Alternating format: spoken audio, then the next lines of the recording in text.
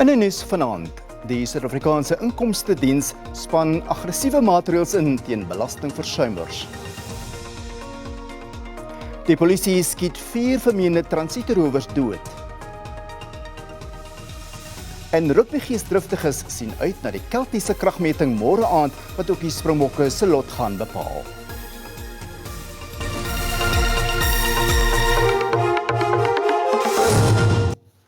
Goeienaand en welkom by die nuus in Afrikaans. Die Suid-Afrikaanse Inkomstediens beplan aggressiewe maatreëls teen landsburgers wat nie hulle belasting betaal nie. Die stadige invordering van belastinggeld het nog nie die teiken bereik wat in Februarie gestel is nie. Met die minister van Finansies, Enoch Godongwana, se middeltermyn begrotingsrede op hande, heers daar kommer in sy departement oor die stadige invordering van belasting. It has become something that if a taxpayer is non-compliant and they're not paying their debts and they're not coming forward to ask for a payment arrangement or ask for a compromise, SARS does take steps almost immediately to go into the bank accounts to get those monies recovered or to go to the employers or go to retirement funds to try and get that money out. Die SAID het ook talle leefstyl-audits gedoen en kan volgens internasionale ooreenkomste inligting van Suid-Afrikaners se buitelandse beleggings bekom. The sort of information that they can now get almost automatically from other countries. So a lot of people, not necessarily to save tax, but because they want to hedge their investments, etc., are putting money overseas, or they're worried about the rand, which is an obvious one, and they should pay tax on any income that's derived from that. What there is in the armory now is a situation where an offshore bank, for example, has a South African taxpayer, and people will know that they have to give all their information when they open a bank account or receive any money. That information will be is automatically, it's not a will be, it is automatically given to SARS. Die minister sal op 1 November sy middeltermyn begroting ter tafel lê en bekend maak wat die tekort aan belastinginkomste vir die 2023-2024 geldjaar sal wees. Die Universiteit van Suid-Afrika, UNISA, het die beslissing van die Pretoria se Hooggeregshof verwelkom wat 'n interdik teen die minister van Hoër Onderwys Blydin Nzimande toegestaan het. Nzimande het die universiteit vroeër kennis gegee dat hy UNISA onder administrasie wil plaas. Die minister sou sy finale besluit vandag bekend gemaak het. Volgens 'n onafhanklike verslag is die finansiële en ander wanadministrasie by die universiteit van 'n ernstige aard wat die doeltreffende funksionering van die universiteit ondermyn. Die Hooggeregshof het beslis dat Nzimande die kennisgewing moet terugtrek. Die organisasie Freedom Under Law het sy kommer uitgespreek nadat die regtelike dienskommissie slegs 2 kandidate aanbeveel het om op die Appelhof se regbank te dien, ondanks die hof se 4 vakante poste.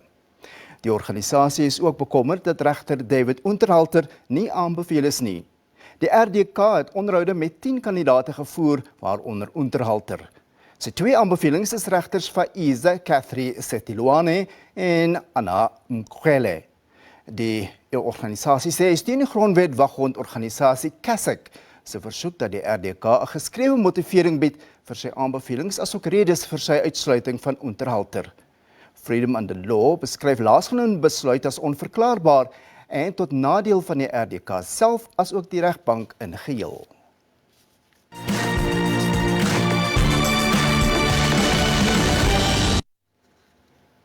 In KwaMashu, noord van Durban, is 4 beweerde transietrowers in 'n skietery met die polisie doodgeskiet. Die polisie het wenke opgevolg oor 'n onlangse vlaag transietrooftogte in die gebied. Daar is beslag gelê op swaar kaliber vuurwapens en 'n groot hoeveelheid plofstof, voertuignommerplate en seinversteurders. Die oorledenes word aan bewering met minstens 5 onlangse transietrooftogte in die omgewing verbind. Daar was slegs die week 3 voorvalle. Intussen het die polisie ook 'n transietroofverdagte by Javalet van die KwaZulu-Natalse Suidkus in hegtenis geneem. Al is huishoudelik geweld in LGBTIQ+ verhoudings na bewering aan die toeneem in die land, word talle gevalle steeds nie aangemeld nie. Volgens die Access Chapter 22 beweging, wat lede van die LGBTIQ+ gemeenskap verteenwoordig, neem die polisie nie aanmeldings uit die gemeenskap ernstig op nie. Die beweging het by die Pretoria se Landdroshof betoog ter ondersteuning van Ombulelo Motolwane, wat 'n bewering deur sy lewensmaat Jackie Motiba vermoor is. Motolwane is in die nek gesteek by 'n woning in Arcadia en dit aan sy beserings beswyk. Motiba, wat glo 'n Tshwane metropolisiebeampte is, het vlugtig in die hof verskyn en bly in aanhouding. Nou na die buiteland. Die dodetal na 'n Russiese missielaanval op 'n dorpie in die noordooste van Oekraïne het tot 52 gestyg. Nog 'n slagoffer is oornag in 'n hospitaal oorlede. Die missiel het gister 'n kafee en 'n kruidenierswinkel in die dorp Roza getref, terwyl inwoners byeen was vir 'n begrafnis vir 'n Oekraïense soldaat. Die aanval het bykans 20% van die dorpie se bevolking uitgewis. Die soldaat se weduwee, seun en skoondogter is volgens berigte onder die slagoffers. 3 dae van rou is in die Charkiv-streek afgekondig. Die Verenigde Nasies se Menseregte Kommissie het bevestig dat 'n span ontplooi word om die voorval te ondersoek. Die Filipynse kuswag het sy ontevredenheid uitgespreek nadat een van sy sendings deur die Chinese kuswag in die Suid-Chinese See ontwrig is. Die Filippyne wou voorraad by een van sy skepe aanval. Die Chinese kuswag vooraan dat die Filippyne sonder toestemming in Chinese water betree het. Die twee lande betwis eienaarskap van 'n reeks koraalrif-eilande wat in die Filippyne as die Ayungin bekend staan en wat die Chinese sy Reinai-rif noem. Die Filippyne sê die Chinese kuswag kon 'n botsing veroorsaak het nadat hy binne sowat 800 meter van sy vaartuig afgekom het. Vanjaar se Nobelprys vir Vrede is toegekend aan Nargis Mohammadi, 'n Iranse aktivis wat tans 12 jaar tronkstraf uitdien. Mohammadi is 'n aktivis vir vroueregte sowel as die afskaffing van die doodstraf. Sy dien verskeie vonnisse in 'n Teheran gevangenis uit op misdade wat die verspreiding van propaganda teen die staat insluit. Die Nobeltoekenningskomitee het 'n beroep op Iran gedoen om Mohammadi vry te laat. Sy is die 19de vrou wat die prys ontvang sedert die eerste toekenning in 1901. Bly gerus ingeskakel, want net hierna kyk ons na inwoners se ontsteltenis oor reuse waterrekeninge van die Nelson Mandela Bay Metro.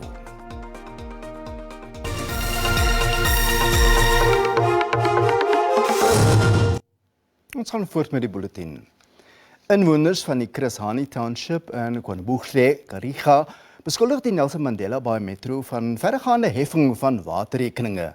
Hulle meen hulle kry waterrekeninge met groot bedrae van die metro, met sommige bedrae verskuldig selfs meer as R200,000. Die gemeenskap sê hy het boonop tussen Februarie en Julie vir die jaar geen watertoevoer gehad nie.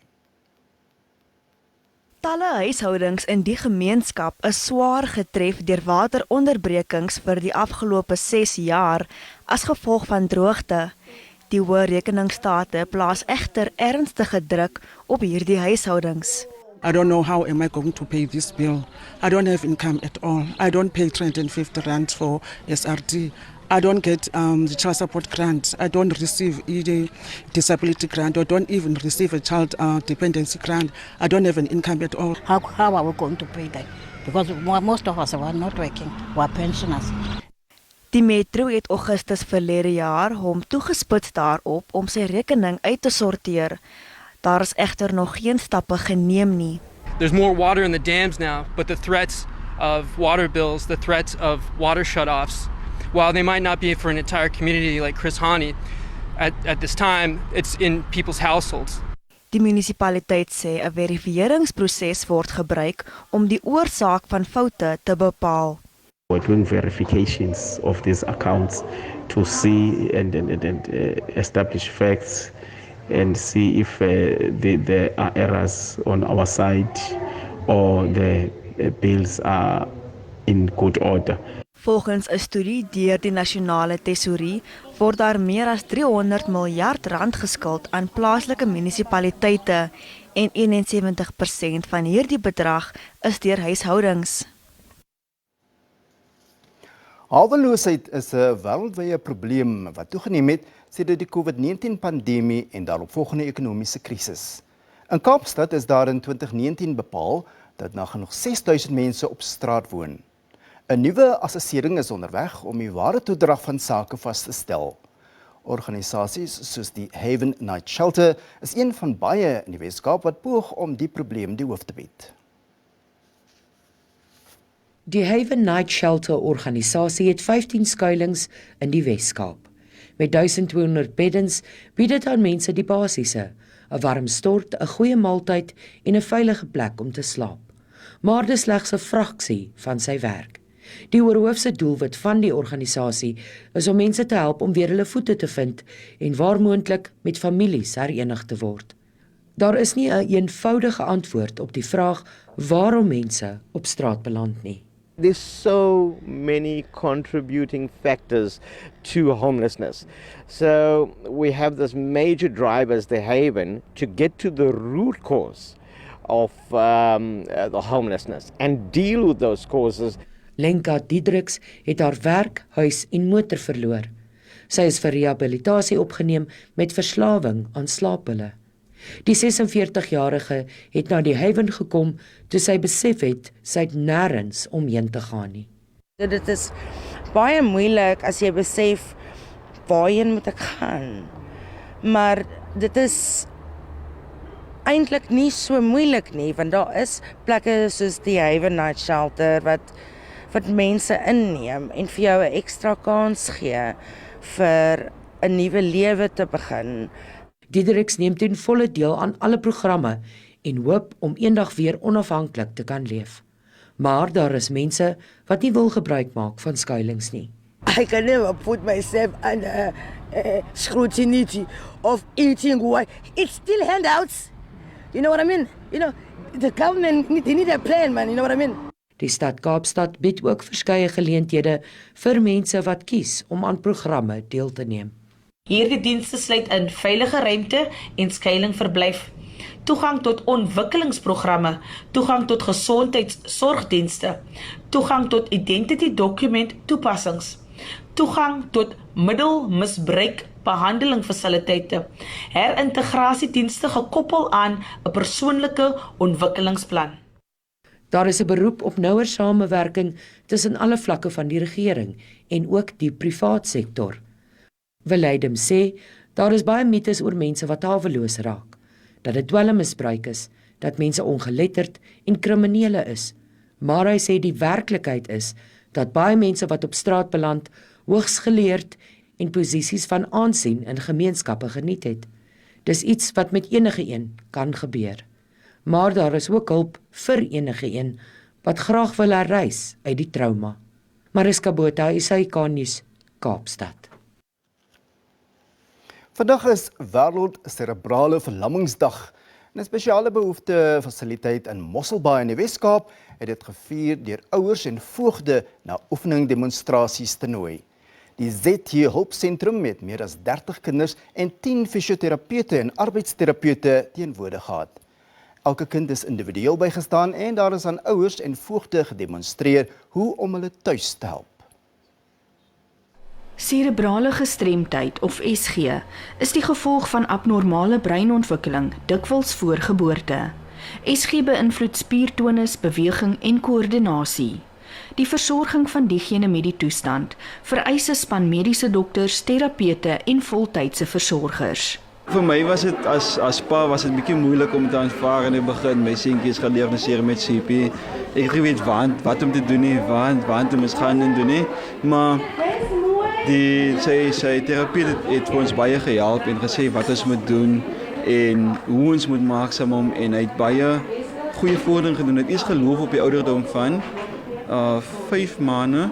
Ja, jy sê die jaar Januarie het hy eers begin loop is. Hy smile altyd, so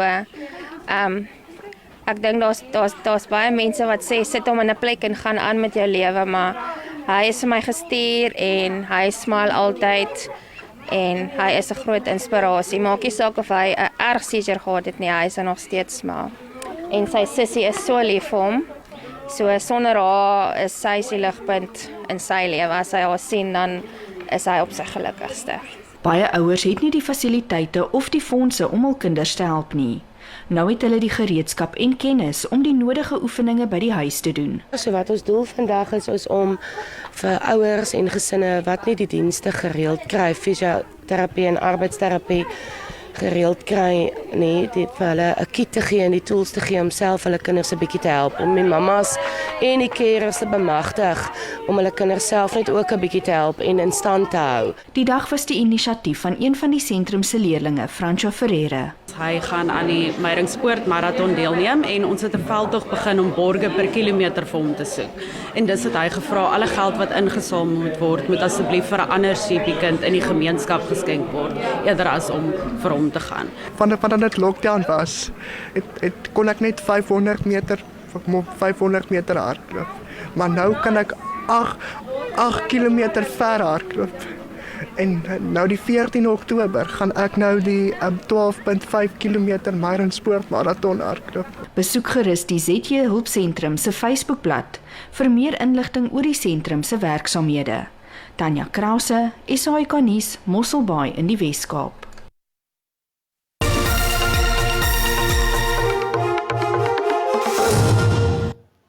En nou 'n kykie hoe die markte die week afgesluit het.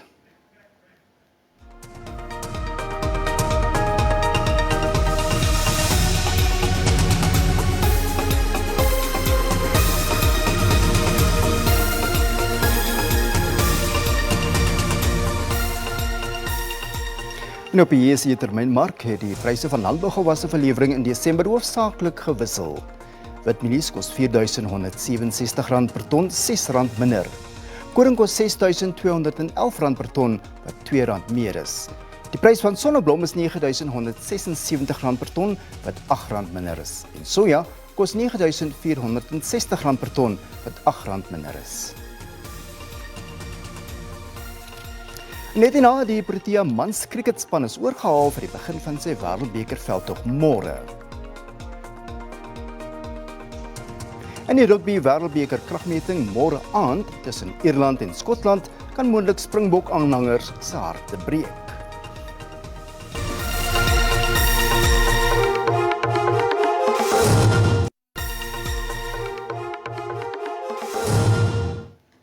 In die rugby Wêreldbeker nuus. Gistervigtiges gaan die groep B kragmeting tussen Ierland en Skotland in Parys met groot belangstelling dophou. Benewens 'n onwaarskynlike sameloop van omstandighede gaan die wenner van die wedstryd saam met Suid-Afrika deurdring na die kwart-eindronde. Die kragmeting-uitslag tussen die twee Keltiese spanne hou rugby-aanhangers aan die raai oor groep B se twee deurdringers na die uitkloprondes. Die Ierse afrigter, Andy Farrell, sê al wat hy van sy span, wat eerste op die wêreldranglys is, vra, is 'n eenvoudige oorwinning. It's a massive game. It's so important to us, and certainly obviously to them, but to the travelling fans and the people back home, etc. It's a huge game. We have Ian Henderson in our group. He's good at maths, so we're across everything as far as that's concerned. But the easiest way is to make sure that we perform well and deserve to win the game outright. Die laaste keer wat Ierland gespeel het, was sy 13-8 oorwinning teen Suid-Afrika. Normally if you have a game the following week, you almost have to start preparing straight away, but we enjoyed the night and the celebrations, and then it's back down to Scotland. But in terms of this week, I know there's lots of Irish fans coming again. I'm sure the Scottish fans will travel, so it'll probably make for even more special atmosphere because it'll be 50-50, I'm sure. Skotland is 5de op die wêreldranglys en hoop op sy beurt hy kan 'n opskudding veroorsaak. Sy afrigter, Gregor Townsend, sê die Skotte is bewus van die noodsaak om tot op die laaste oomblik vol te hou. Anything can happen. It's about adapting to situations, about keeping your focus when things are going really well, to keep on going well, but also to make sure you're back on track as a team when things aren't going your way. Because you can get the momentum back, you can change your scoreline very quickly. And I know this team can do that, and we have done that. I don't think we've got anything to lose in this game. Obviously, like if we go home, if we lose the game, we're going home. But like I said, we'd been written off. We've faced the top two teams in the world. But for us, we're not going to go die wondering. Like, we've got to fire every bullet in our gun, and we've got to go out there and play our best game. And it's in our hands from now, so the pressure's off in that sense. Wat rampspoedig sal wees vir Suid-Afrika is as Ierland met meer as 21 punte verloor teen Skotland. terwyl hy steeds 'n bonuspunt kry, soos vir 4-3. Terselfdertyd sal Skotland, benewens die groot oorwinning, self ook 'n bonuspunt moet kry. As dit gebeur, sal die Bokke hulle tasse moet pak. En nou nog nuus oor die toernooi. Die gasheer Frankryk pak vanaand vir Italië in Lyon om 9 uur in 'n groep A-wedstryd. Nieu-Seeland is reeds in die groep deur na die kwartfinale na sy 73-0 afranseling van Uruguay gisterand. Die Proteas kom môre in die Indiese stad Delhi teen Sri Lanka te staan in hulle eerste kragmeting van die Cricket Wêreldbeker. Die Suid-Afrikaners se voorbereiding vir die toernooi was nie ideaal nie, met albei opwarmingswedstryde wat deur reën ontwrig is. Die Proteas se eerste opwarmingswedstryd teen Afghanistan Vrydag is weens reën afgelas. Die Suid-Afrikaners het hulle tweede opwarmingswedstryd teen Nieu-Seeland 'n paar dae later deur die Duckworth-Lewis metode verloor. Die Proteas se balafrigter, Eric Simons, sê egter hy is vol vertroue dat die spelers die ervaring het om die moeilike toestande in Indië te bemeester. Tremendous experience now within the squad of India. You know what it's like to be here, not just the conditions, but the hotels, the travel, what's involved with that. So a lot of it are things guys know and understand. I think it's supposed just really then about actually being involved in the World Cup and how one stays calm in the moment and focuses on the things that you guys probably hate so much as saying is the process. Die Proteas hoop om beter te vaar as in die 2019 Wêreldbeker, toe hulle nie verder as die groepfase kon vorder nie. I think all the teams are in situations where you want to constantly be improving and moving forward, and that's what we're trying to do as well. But I think in a tournament like this, it's also important to have options. What do you do in a situation? What happens if somebody goes down with cramp? We just want to also understand what happens in a situation like that, or if somebody gets injured, what are our options? The wickets present themselves very differently here. Suid-Afrika is die gunstelinge vir môre se kragmeting, aangesien hulle 7 van hulle laaste 10 kragmetings teen Sri Lanka gewen het. En ten slotte, steeds by die Cricket Wêreldbeker in Indië. Hierdie is die 13de Cricket Wêreldbeker en die 4de keer dat dit in Indië aangebied word. En om dit te vier, is 'n piepklein trofee uit 'n ongewone soort materiaal geskep. In Indië het 'n kunstenaar in Bhubaneswar die miniatuur Cricket Wêreldbeker trofee geskep om sy geesdrif vir die mega sportbyeenkoms te wys. Dit het Eswar Rao 'n paar dae geneem om die piepklein trofee uit 'n borriewortel te kerf. Eswar sê dit het hom 2 dae geneem om die kleinste wêreldbeker in die hele wêreld te skep. Hy sê hy het dit gemaak om al die spelers sterkte toe te wens met die toernooi. In Indië word cricket amper as 'n godsdiens beskou en daarom was dit geensins moeite vir Rao om 2 dae op te offer om die geurende goudgeel geskenkie te skep nie. En groete tot volgende keer. Mooi bly.